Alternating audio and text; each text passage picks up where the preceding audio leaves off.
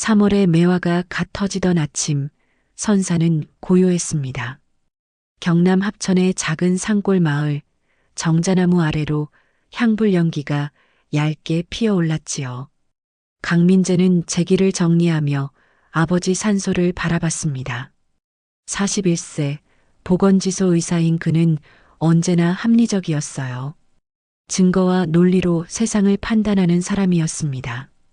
아버지가 세상을 떠난 지 벌써 2년이 지났습니다. 강영수 선생님은 이 마을에서 50년을 살았던 분이었지요. 농민들의 왕진 의사였고 마을 사람들이 가장 신뢰하는 어른이었습니다. 민재 옆에 동생 다정이가 서 있었습니다. 38세 초등교사인 그녀는 오빠와 달리 감성이 풍부했어요. 언제나 직감을 믿는 편이었습니다. 오빠, 아버지 보고 싶다. 나도 그래. 민재는 짧게 대답했습니다. 감정을 드러내는 걸 좋아하지 않는 성격이었거든요. 그때였습니다. 칠흑 같은 까치 한 마리가 정자나무 꼭대기에서 곤두박질 치듯 내려왔어요. 까치 복이었습니다. 아버지가 2년 전 비바람에 떨어진 새끼를 주워 정성껏 돌봐 풀어준 뒤 집 주변을 떠나지 않던 그 까치였지요. 보기는 민재의 구두코를 쪼더니 딱 혀를 차듯 울고 봉분 뒤편으로 폴짝 날아갔습니다. 그리고 장가지를 부리로 물어 흙을 긁어내기 시작했어요. 야, 보가. 거긴 아니야. 민재가 손을 내저으며 말했습니다. 아버지 산소를 망가뜨리면 안 되잖아요. 오빠, 이상하지 않아? 다정이가 팔짱을 끼며 말했습니다. 뭐가? 저같이 아버지 돌아가신 이후로 계속 저 자리를 파헤쳐. 민재는 고개를 저었습니다. 동물의 습성일 뿐이라고 생각했거든요. 그냥 둬. 며칠 뒤면 잊을 거야. 하지만 보기는 잊지 않았습니다. 죄를 마치고 하산하려던 순간 보기가 또다시 날아들어 반짝이는 무언가를 민재 발치에 툭 떨어뜨렸어요. 오래된 만년필의 클립이었습니다. 민재는 언뜻 본 적 있는 문양에 멈칫했어요. 아버지가 찾은 필압으로 진료 일지를 쓰던 그 만년필이었습니다. 이게 어떻게 여기에? 민재는 클립을 주워들었습니다. 분명히 아버지 서재에 있어야 할 물건이었거든요. 보기는 깍깍하고 2번 울더니 다시 봉분 뒤편을 향해 날아갔습니다. 마치 무언가를 보라는 듯이 말이에요. 오빠, 저까치가 뭔가 알려주려는 거 아닐까? 다정이가 조심스럽게 말했습니다. 까치가 뭘 안다고. 민재는 코웃음을 쳤지만 마음 한구석이 불편했습니다. 의사인 그는 모든 현상에 과학적 설명이 있다고 믿었거든요. 하지만 이 상황은 설명이 안 됐어요. 집으로 돌아가는 길, 민재는 계속 만년필 클립을 만지작거렸습니다. 아버지가 생전에 얼마나 아끼던 물건인지 알고 있었거든요. 그날 저녁 민재는 아버지 서재를 뒤졌습니다. 만년필은 있었지만 클립이 없었어요. 언제 어떻게 빠진 건지 알 수 없었습니다. 다정이가 차를 끓여 들고 왔습니다. 오빠, 혹시 아버지가 뭔가 남기신 게 있을까? 무슨 소리야? 모르겠어. 그냥 그런 생각이 들어서. 민재는 대답하지 않았습니다. 하지만 마음속으로는 동생의 말이 계속 맴돌았어요. 그날 밤 민재는 잠을 이루지 못했습니다. 창밖에서 까치 우는 소리가 들렸거든요. 복이었을 거예요. 밤에도 집 주변을 떠나지 않는 녀석이었으니까. 민재는 창문을 열어봤습니다. 달빛 아래 마당에서 보기가 장독대 앞을 빙빙 돌고 있었어요. 저 녀석이 또 뭔 짓을 하나. 민재는 중얼거렸습니다. 까치의 행동이 점점 이상해지고 있었거든요. 다음 날 아침 민재는 보건지소로 출근했습니다. 평소와 다름없는 일상이었어요. 환자들을 진료하고 서류를 정리하고 동료들과 커피를 마셨습니다. 하지만 마음 한구석에는 계속 어제의 일이 맴돌았어요. 까치의 이상한 행동, 만년필 클립, 그리고 다정이의 말. 점심시간에 다정이가 전화를 걸어왔습니다. 오빠, 보기가 또 그래. 뭐가? 아침부터 계속 장독대 앞에서 흙을 파고 있어. 민재는 한숨을 쉬었습니다. 까치 한 마리 때문에 온 가족이 신경 쓰고 있다니 우스웠어요. 그냥 내버려둬. 그런데 오빠, 정영옥 이모가 그러는데 정영옥은 아버지를 생전에 돌봐드린 요양보호사였습니다. 57세로 이제는 한 식구처럼 지내는 분이었어요. 뭐라고? 아버지가 살아계실 때 자주 장독대 앞에서 뭔가를 적곤 하셨다고. 민재는 눈을 깜빡였습니다. 아버지가 장독대 앞에서 글을 쓴다고요? 무슨 글을? 그건 모르겠대. 그런데 비 오는 날에도 꼭 거기 앉아서 뭘 적으시더라는 거야. 민재는 전화를 끊고 한참을 생각에 잠겼습니다. 아버지의 숨겨진 이야기가 있는 걸까요? 오후 진료를 마치고 집에 돌아온 민재는 바로 마당으로 나갔습니다. 보기가 정말로 장독대 앞에서 흙을 파고 있었어요. 보가, 넌 뭘 찾는 거니? 민재가 쪼그려 앉아 말했습니다. 평소라면 이런 행동을 하지 않았을 거예요. 하지만 오늘은 왠지 달랐습니다. 보기는 민재를 쳐다보더니 깍하고 한번 울었습니다. 그리고 장독대 맨 뒤쪽을 부리로 딱딱 두드렸어요. 다음 날 아침 민재는 보건지소에 휴가를 냈습니다. 동생 다정도 학교에 연가를 신청했어요. 둘 다 밤새 잠을 설쳤지만 아버지의 비밀을 찾아야겠다는 생각뿐이었습니다. 오빠, 정말 파볼 거야? 해봐야지. 이상하잖아. 민재는 삽을 들고 마당으로 나갔습니다. 보기가 벌써 장독대 앞에서 기다리고 있었어요. 정영옥이 아침밥을 차려놓고 말했습니다. 선생님들, 밥부터 드세요. 이모, 아버지가 정말 여기서 뭔가 쓰셨어요? 다정이가 물었습니다. 그럼요. 특히 비 오는 날엔 꼭 여기 앉아 계셨어요. 우산도 쓰지 않으시고요. 민재는 고개를 끄덕였습니다. 아버지답다는 생각이 들었어요. 무슨 일이든 끝까지 해내시는 분이었으니까요. 아침을 먹고 본격적으로 땅을 파기 시작했습니다. 보기는 옆에서 깍깍 울며 응원하는 듯 했어요. 1시간쯤 지났을까요? 삽에 뭔가 딱딱한 게 걸렸습니다. 뭔가 있어. 민재가 조심스럽게 흙을 걷어냈습니다. 검은 오칠이 벗겨진 목상자가 나타났어요. 진짜 있었네. 다정이가 놀라며 말했습니다. 보기가 상자 주위를 빙빙 돌며 흥분한 듯 울었습니다. 깍깍깍 연달아 3번이나요. 민재는 목상자를 들어 올렸습니다. 생각보다 무거웠어요. 뭔가 많이 들어있는 것 같았습니다. 집에서 열어보자. 민재가 말했습니다. 마당에서 열기엔 너무 소중해 보였거든요. 거실에 상자를 놓고 3사람이 둘러앉았습니다. 정영옥도 함께했어요. 아버지를 가장 가까이서 돌본 분이니까요. 민재가 조심스럽게 상자를 열었습니다. 안에는 낡은 카세트 녹음기, 접힌 지적도 원본, 그리고 파란 봉투가 들어 있었어요. 봉투에는 USB와 함께 아버지 필체의 편지가 있었습니다. 민재야, 내가 이걸 본다면 나는 아마 없는 몸이겠지. 편지를 읽는 민재의 목소리가 떨렸습니다. 마을에 간 공익장내 보조금이 엉뚱한 대로 흘러간다. 대식이가 위임장을 들고 왔을 때 순간의 어리석음으로 도장을 찍었다. 아버지가 뭔가에 속으셨구나. 다정이가 중얼거렸습니다. 곧장 취소하려 했으나 협박을 당했다. 증거를 모아두었다. 지적도 원본과 녹취 그리고 장부. 보기가 자꾸 이 자리만 맴도는 건 내가 부탁했기 때문인지도 모르겠다. 민재는 편지를 내려놓고 한숨을 깊게 쉬었습니다. 아버지가 혼자 얼마나 고생하셨을까요? 선생님, 영수 어르신이 돌아가시기 전에 많이 힘들어 하셨어요. 정영욱이 조용히 말했습니다. 힘들어 하셨다고요? 네. 밤에 잠을 못 이루시고 자꾸 이대식 씨 이야기를 하셨어요. 이대식?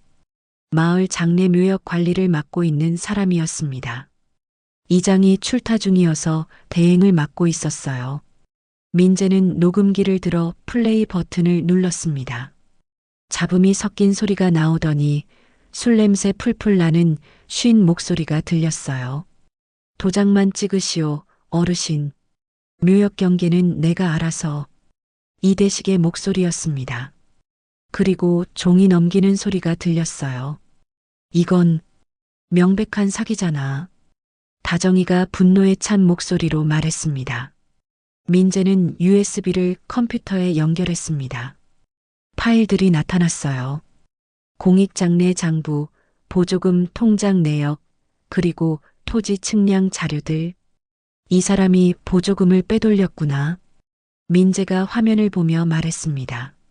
숫자들이 명확하게 조작된 흔적을 보여주고 있었어요. 그럼 이걸 경찰서에 신고해야 하는 거 아니야? 다정이가 물었습니다. 민재는 고민에 빠졌습니다. 신고를 하면 마을이 시끄러워질 거예요. 아버지도 그런 걸 원하지 않으셨을 텐데요. 잠깐만. 우선 확실한 증거를 더 모아보자. 더 모은다고? 이대식이 지금도 같은 짓을 하고 있을지도 몰라.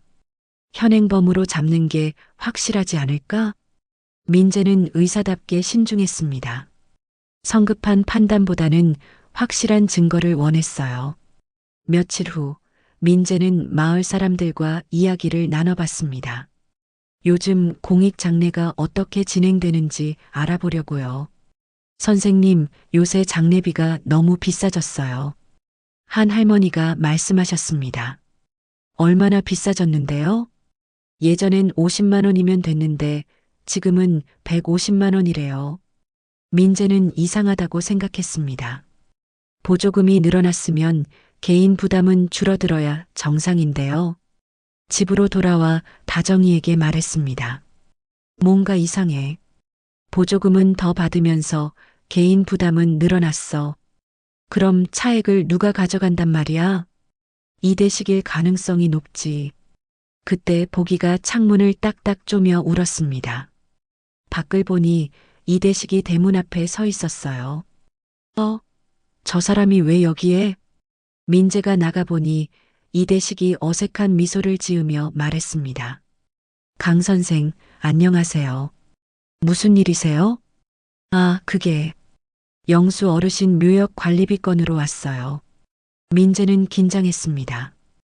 혹시 자신들이 증거를 찾은 걸 알고 온 건 아닐까요? 관리비요? 네. 올해부터 개별 납부로 바뀌었거든요. 한 해에 30만 원이면 됩니다. 30만 원이요? 민재는 어이가 없었습니다. 예전엔 마을 전체가 공동으로 관리했는데 갑자기 개별 납부라니요. 규정이 바뀌었어요. 이해해 주세요. 이대식은 서류를 내밀었습니다. 하지만 민재는 받지 않았어요. 좀 더 생각해보고 연락드릴게요. 아, 그러면 안 돼요. 오늘 안에 결정하셔야 해요. 이대식의 목소리에 압박감이 느껴졌습니다. 아버지도 이런 식으로 당하셨을까요? 왜 오늘 안에 결정해야 하는데요? 규정이니까요. 규정? 이대식이 목소리를 높였습니다. 그러자 보기가 까까까 크게 울며 날아와 이대식 머리 위를 맴돌았어요. 아이고, 저까치가 왜 그래? 이대식이 손으로 보기를 쫓으며 당황했습니다. 죄송합니다. 저희 집 까치예요.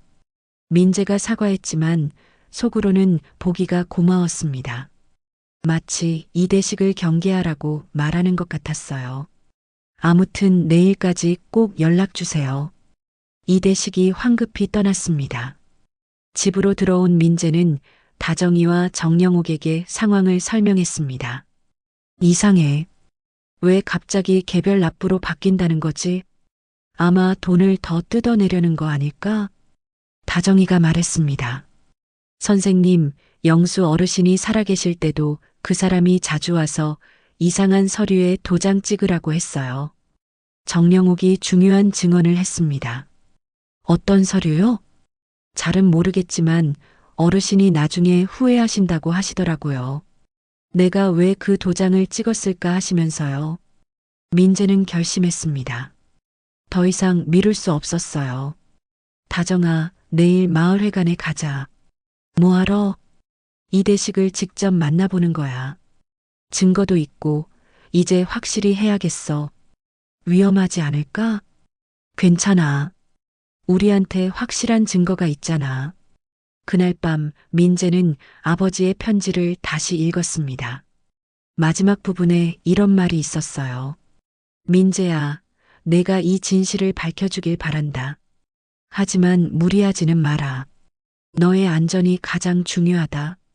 민재는 편지를 가슴에 품고 중얼거렸습니다. 아버지, 안전하게 해결할게요.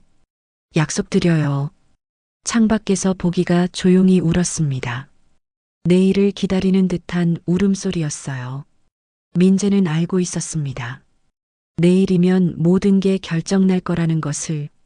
아버지의 원한을 풀어드릴 수 있을지 아니면 더 큰 위험에 빠질지. 하지만 이제 되돌릴 수 없었습니다. 진실은 반드시 밝혀져야 했으니까요. 다음 날 오전 민재와 다정은 마을회관으로 향했습니다. 손에는 아버지가 남긴 증거들을 담은 가방을 들고 있었어요. 마을회관은 조용했습니다. 평소 북적이던 어르신들의 모습도 보이지 않았어요. 이상하다. 왜 이렇게 조용하지? 다정이가 중얼거렸습니다. 사무실 문을 열고 들어가니 이대식이 책상에 앉아 있었습니다. 그는 민재를 보자 어색한 미소를 지었어요. 강 선생. 일찍 오셨네요. 네. 어제 말씀하신 관리비 건으로 왔습니다. 민재는 차분하게 말했습니다. 하지만 속으로는 긴장하고 있었어요. 그럼 서류부터 보시죠. 이대식이 서류를 내밀었습니다. 민재는 꼼꼼히 살펴봤어요. 이상하네요. 여기 적힌 관리비 항목이 예전과 다르잖아요. 규정이 바뀌었다고 했잖습니까? 언제 바뀌었는데요? 마을 주민회의에서 결정된 건가요? 이대식의 얼굴이 굳어졌습니다. 그건 위에서 지시가 내려온 거예요. 위에서요? 구체적으로 어디서요? 민재의 질문이 계속되자 이대식이 짜증을 냈습니다. 의사가 어딜 알고 이것저것 따져요? 그냥 내시면 되는 거 아니에요? 그때 다정이가 나섰습니다. 저희 아버지도 이런 식으로 당하신 건가요? 뭔 소리예요? 아버지가 돌아가시기 전에 무슨 서류에 도장 찍으셨다던데요. 이대식의 눈빛이 흔들렸습니다. 그런 거 없어요. 착각이겠죠. 착각이 아닙니다. 민재가 가방에서 녹음기를 꺼냈습니다. 이게 뭐예요? 이대식이 당황하며 물었습니다. 민재는 플레이 버튼을 눌렀습니다. 익숙한 목소리가 흘러나왔어요. 도장만 찍으시오, 어르신. 묘역 경계는 내가 알아서. 이대식의 얼굴이 창백해졌습니다. 이건 어디서 구한 거예요? 아버지가 남기신 겁니다. 민재가 담담하게 말했습니다. 이대식은 잠시 말을 잇지 못했습니다. 그러더니 갑자기 목소리를 높였어요. 이건 불법 녹음이에요. 증거 능력이 없어요. 그럴까요? 민재가 USB를 꺼냈습니다. 여기엔 공익장래 장부하고 보조금 통장 내역이 다 들어있어요. 그게 뭐 어쨌다고. 보조금을 개인 통장으로 빼돌린 내역도 있고요. 이대식이 벌떡 일어섰습니다. 거짓말하지 마요. 거짓말이요? 그럼 확인해 볼까요? 민재가 노트북을 켰습니다. 화면에 나타난 엑셀 파일들을 보자 이대식의 얼굴이 더욱 굳어졌어요. 이건 이대식 씨 명의의 개인 통장으로 매월 200만 원씩 빠져나간 내역입니다. 다정이가 화면을 가리키며 말했습니다. 이대식은 한참을 침묵했습니다. 그러더니 갑자기 태도를 바꿨어요. 강 선생, 잠깐 얘기 좀 해요. 무슨 얘기요? 사실은 제가 어려운 일이 있어서 그랬어요. 이대식이 애걸하는 목소리로 말했습니다. 어려운 일이요? 빚이 있어요. 아내가 병원비로. 정말 급해서 그랬던 거예요. 민재는 동정심이 잃었습니다. 하지만 다정이는 달랐어요. 그럼 우리 아버지한테 왜 거짓말을 한 거예요? 그건 담보 제공 각서라고 하면서 도장 받아간 거 맞죠? 이대식이 고개를 숙였습니다. 죄송합니다. 죄송하다고 끝나는 문제가 아니에요. 다정이의 목소리에 분노가 섞였습니다. 그래도 이걸 경찰서에 신고하시면 저는 끝장이에요. 이대식이 무릎을 꿇으며 빌었습니다. 민재는 고민에 빠졌습니다. 법적으로는 분명히 처벌받아야 할 일이지만 가정 사정을 들으니 마음이 복잡했어요. 어떻게 할까? 민재가 다정에게 속삭였습니다. 오빠, 우리끼리 해결할 문제가 아니야. 그래도 그때 갑자기 문이 열렸습니다. 마을 이장이 들어왔어요. 무슨 일이야, 이게? 이장은 60대 후반의 인자한 어르신이었습니다. 이장님, 이대식이 더욱 위축되었습니다. 민재는 상황을 간단히 설명했습니다. 이장은 심각한 표정으로 들었어요. 그래서 증거가 있다는 거지? 네. 여기 다 있습니다. 이장은 자료들을 살펴보더니 한숨을 깊게 쉬었습니다. 대식아, 내가 정말 이런 짓을 했어? 이장님, 저도 어쩔 수 없었어요. 어쩔 수 없다고? 마을 사람들 돈을 훔친 게 어쩔 수 없는 일이야? 이장의 목소리에 실망감이 묻어났습니다. 그럼 어떻게 하시겠어요? 민재가 물었습니다. 일단 주민들에게 알려야지. 그리고 빼돌린 돈은 전부 돌려줘야 하고. 이장님, 제발. 이대식이 다시 빌었지만 이장은 단호했습니다. 내일 임시 주민회의를 열겠어. 그때 모든 걸 공개할 거야. 이대식의 얼굴이 절망으로 일그러졌습니다. 그럼 저는 어떻게 되는 거예요? 그건 주민들이 결정할 일이야. 이장이 냉정하게 말했습니다. 민재와 다정은 마을회관을 나왔습니다. 둘 다 마음이 무거웠어요. 이게 맞는 일일까? 민재가 중얼거렸습니다. 오빠, 아버지 입장에서 생각해봐. 속은 채로 돌아가셨잖아. 다정의 말이 맞았습니다. 아버지의 억울함을 풀어드리는 게 먼저였어요. 집에 돌아오니 보기가 대문 앞에서 기다리고 있었습니다.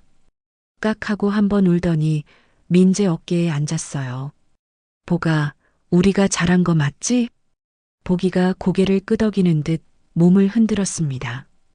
그날 밤 민재는 잠을 이룰 수 없었습니다. 내일 주민회의에서 어떤 일이 벌어질지 걱정됐거든요. 다정도 마찬가지였습니다. 거실에서 만난 남매는 차를 마시며 대화를 나눴어요. 오빠, 내일 정말 괜찮을까? 모르겠어. 그런데 이미 시작한 일이잖아. 혹시 이대식 씨가 보복하면 어떻게 해? 민재도 그 걱정을 하고 있었습니다. 궁지에 몰린 사람이 무슨 일을 저지를지 알 수 없었으니까요. 그래도 우리가 해야 할 일이야. 아버지를 위해서라도. 새벽 무렵 민재는 아버지 사진 앞에 앉았습니다. 아버지, 제가 잘하고 있는 건가요? 사진 속 아버지는 온화하게 미소 짓고 계셨습니다. 창밖에서 보기가 조용히 울었습니다. 내일을 걱정하는 듯한 울음소리였어요. 민재는 결심을 굳혔습니다. 어떤 일이 벌어지더라도 끝까지 해내겠다고요. 아버지의 명예를 되찾고 마을의 정의를 세우겠다고 말이에요. 하지만 마음 한구석에는 여전히 불안이 남아 있었습니다. 과연 내일의 주민회의에서 모든 게 잘 해결될 수 있을까요? 보기의 울음소리가 점점 멀어져 갔습니다. 긴 밤이 지나고 있었어요. 다음 날 오후 2시 마을회관에 주민들이 모여들기 시작했습니다. 평소보다 많은 사람들이 왔어요.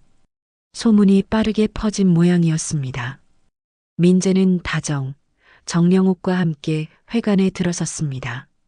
보기도 창문 밖에서 지켜보고 있었어요. 이장이 마이크 앞에 섰습니다. 오늘 급하게 회의를 연 이유는 중요한 일이 생겼기 때문입니다. 회관이 조용해졌습니다. 모두가 집중하고 있었어요. 우리 마을 공익장내 보조금에 문제가 있었습니다. 웅성거리는 소리가 들렸습니다. 민재가 일어나 상황을 설명했습니다. 차근차근 감정을 섞지 않고 사실만 이야기했어요. 저희 아버지가 남기신 자료를 보니 지난 2년간 보조금이 잘못 사용되었습니다. 한 할머니가 손을 들었습니다. 그래서 장례비가 자꾸 오른 거구나. 맞습니다.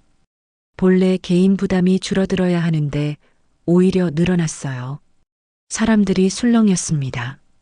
분노보다는 안타까움이 더 컸어요. 이대식이 앞으로 나왔습니다.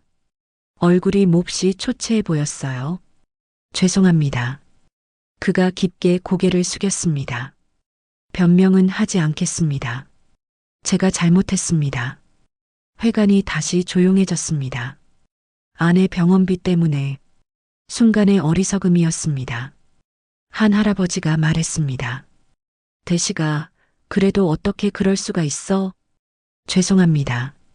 정말 죄송합니다. 이대식이 눈물을 흘렸습니다. 민재는 복잡한 심정이었습니다. 분노보다는 안타까움이 앞섰어요. 이장이 다시 마이크를 잡았습니다. 일단 잘못 사용된 돈은 모두 돌려받아야 합니다. 그건 당연하지. 그리고 앞으로는 투명하게 운영하겠습니다. 매월 회계 보고를 하고요. 사람들이 고개를 끄덕였습니다. 회의가 끝난 후 이대식이 민재에게 다가왔습니다. 강 선생님, 네, 정말 죄송합니다. 그리고 감사합니다. 민재는 의외였습니다. 감사하다니요? 이렇게라도 정리가 되어서요. 혼자 끌어안고 있을 때가 더 힘들었어요. 이대식의 말에 진정성이 느껴졌습니다. 앞으로 어떻게 하실 거예요? 우선 돈부터 갚아야죠. 집이라도 팔아서. 그럴 필요 없어요. 뒤에서 목소리가 들렸습니다. 김혜솔 숲지킴이었어요. 무슨 말씀이세요? 마을에서 일자리 하나 만들어 드릴게요. 산림관리 보조일인데 관심 있으세요? 이대식의 눈이 커졌습니다. 정말요? 네. 월급은 많지 않지만 꾸준히 갚을 수 있을 거예요. 민재는 해솔의 따뜻함에 감동했습니다. 집으로 돌아가는 길, 다정이가 말했습니다. 오빠, 잘 끝났네. 응, 다행이야. 아버지도 좋아하실 것 같아. 정영욱이 걸음을 멈췄습니다. 선생님들, 잠깐만요. 왜요? 영수 어르신 말씀이 생각나서요. 정영욱이 눈시울을 붉혔습니다. 어르신이 늘 그러셨어요. 피가 다 가족이냐고. 민재는 귀를 기울였습니다. 선택한 인연도 가족이라고 하셨어요. 그런 말씀을 하셨어요? 네. 특히 제 이야기를 할 때면요. 정영욱이 울먹였습니다. 저는 혈육도 없고 의지할 곳도 없는 사람인데 어르신이 가족처럼 대해주셨어요. 민재는 가슴이 뭉클했습니다. 아버지의 마음을 이제야 알겠더군요. 이모. 네. 저희도 그런 마음이에요. 이모는 저희 가족이에요. 정영욱이 손사래를 쳤습니다. 아니에요. 제가 무슨. 진심이에요. 아버지가 이모를 선택하신 것처럼 저희도 이모를 선택해요. 다정도 고개를 끄덕였습니다. 맞아요. 우리 진짜 가족이에요. 정영욱이 눈물을 펑펑 흘렸습니다. 기쁜 눈물이었어요. 집에 도착하니 보기가 대문에서 기다리고 있었습니다. 평소보다 밝게 울었어요. 까깍깍 3번, 마치 축하하는 것 같았습니다. 그날 저녁 네 식구가 함께 식사를 했습니다. 정영욱이 손수 만든 아버지가 좋아하던 음식들이었어요. 아버지 제사 때도 이모가 음식 해주세요. 민재가 말했습니다. 제가요? 네. 이제 이모도 우리 가족이니까요. 정영욱이 다시 울음을 터뜨렸습니다. 며칠 후 민재는 중요한 발견을 했습니다. 아버지 서재에서 봉투 하나를 찾은 거예요. 안에는 정영욱 이름으로 된 소액신탁 통장이 있었습니다. 금액은 크지 않았지만 마음은 컸어요. 이모, 이거 받으세요. 민재가 통장을 내밀었습니다. 이게 뭐예요? 아버지가 이모를 위해 준비하신 거예요. 정영욱이 통장을 보더니 주저앉아 울었습니다. 어르신이 저를 이렇게까지. 이모가 진짜 가족이니까 그러셨죠. 다정이 정영욱을 일으켜 세웠습니다. 이제 걱정 마세요. 우리가 있잖아요. 그때 보기가 창문을 딱딱 쪼며 울었습니다.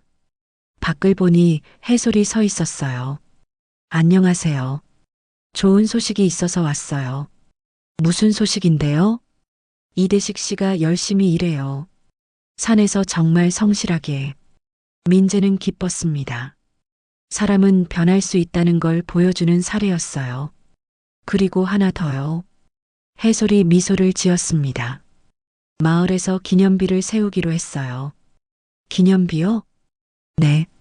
정의를 세운 강영수 선생님을 기리는 기념비요. 민재와 다정이 놀랐습니다. 아버지를요? 네. 이장님이 제안하셨어요. 부정을 고발할 용기를 준 분이라고. 두 남매는 서로를 바라보며 미소 지었습니다. 그날 밤 민재는 아버지 산소에 혼자 올라갔습니다. 보기가 따라왔어요. 아버지, 모든 게 잘 해결됐어요. 묘비 앞에 술을 한 잔 올렸습니다. 이제 편히 쉬세요. 걱정 마세요. 보기가 봉분 주위를 한 바퀴 돌더니 깍하고 한 번 울었습니다. 이번엔 슬픈 울음이 아니었어요. 평안한 울음이었습니다. 민재는 알았습니다. 아버지의 영혼도 이제 편안해지셨다는 것을. 보가 고마워. 내가 없었으면 못했을 일이야. 보기가 민재 어깨에 앉더니 부드럽게 울었습니다. 집으로 돌아가는 길 민재는 생각했습니다. 가족이란 무엇일까요? 핏줄로 이어진 관계만이 가족은 아니었어요. 마음으로 선택한 사람들도 진짜 가족이 될 수 있었습니다. 정영욱 이모, 해솔 형, 그리고 보기까지 모두 소중한 가족이었어요. 대문에 다다르니 집안이 환했습니다. 다정과 정영욱이 내일 기념비 제막식 준비를 하고 있었어요. 오빠 어디 갔어? 아버지한테 인사하고 왔어. 아버지 좋아하시겠다. 보기가 깍하고 한 번 더 울었습니다. 동의한다는 뜻 같았어요. 민재는 웃었습니다. 아버지가 남긴 가장 큰 유산은 돈이나 땅이 아니었습니다. 바로 사랑이었어요. 선택한 가족을 사랑하는 마음, 정의를 위해 용기 내는 정신, 그리고 서로를 믿고 의지하는 따뜻함. 그것이 아버지가 진짜로 물려주신 것이었습니다. 1년 후 봄 기념비 제막식이 있던 자리에는 매화가 활짝 피어 있었습니다. 아버지가 좋아하시던 꽃이었지요. 민재는 기념비 앞에 서서 새겨진 글귀를 읽었습니다. 정의를 위해 용기 낸 강영수 선생님을 기리며. 간단하지만 진심이 담긴 문장이었어요. 아버지, 이제 정말 안심하셔도 될 것 같아요.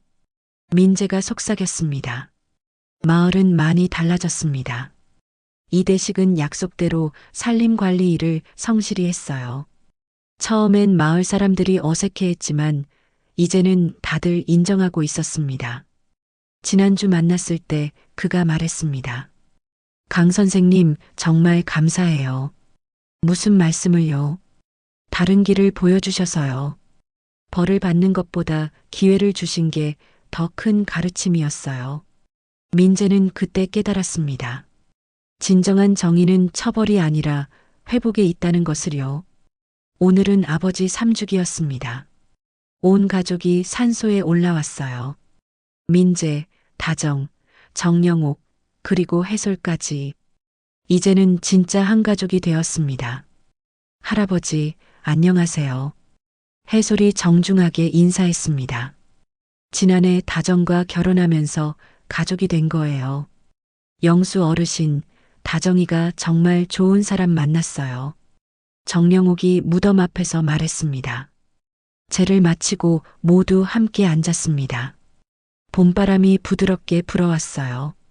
보기가 날아와 민재 어깨에 앉았습니다. 이젠 완전히 식구 같은 존재였어요. 보가, 아버지한테 인사해.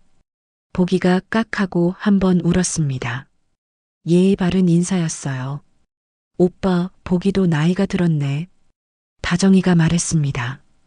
그래도 여전히 똑똑해. 민재가 보기 머리를 쓰다듬었습니다. 선생님, 영수 어르신이 살아계시면 정말 좋아하셨을 거예요. 정영옥이 눈시울을 붉혔습니다. 지금도 보고 계실 거예요. 분명히. 해솔이 따뜻하게 말했습니다. 산에서 내려오는 길, 민재는 생각에 잠겼습니다. 이 모든 일이 보기로부터 시작됐다는 게 신기했어요. 만약 보기가 장독대를 파지 않았다면, 만약 아버지가 증거를 숨겨놓지 않으셨다면, 모든 진실이 묻힌 채 남았을 거예요. 참 신기한 인연이야. 민재가 중얼거렸습니다. 뭐가요? 다정이가 물었습니다. 보기 말이야. 어떻게 까치가 이런 일을 할 수 있을까? 사랑하는 마음이 통한 거 아닐까요? 정영옥이 대답했습니다. 사랑하는 마음이요? 네. 어르신이 보기를 구해주셨잖아요. 그 마음을 보기가 기억하고 있었던 거예요. 민재는 고개를 끄덕였습니다. 사랑은 종을 초월한다는 말이 있지요. 정말 그런 것 같았어요.